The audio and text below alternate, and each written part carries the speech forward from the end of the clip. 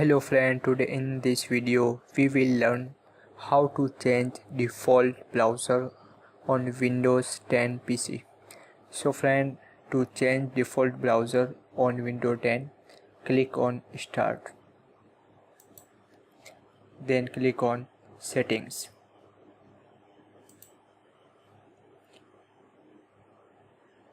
Click on Apps. Now friend, in this left side panel, click on Default App.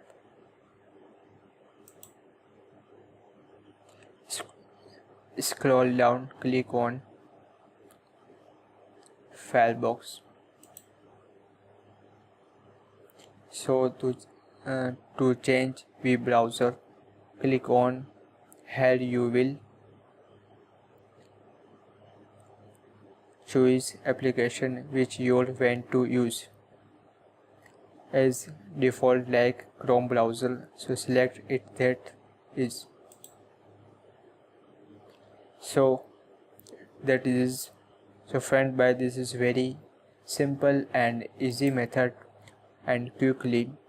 Thank you for watching my video. Please subscribe my channel.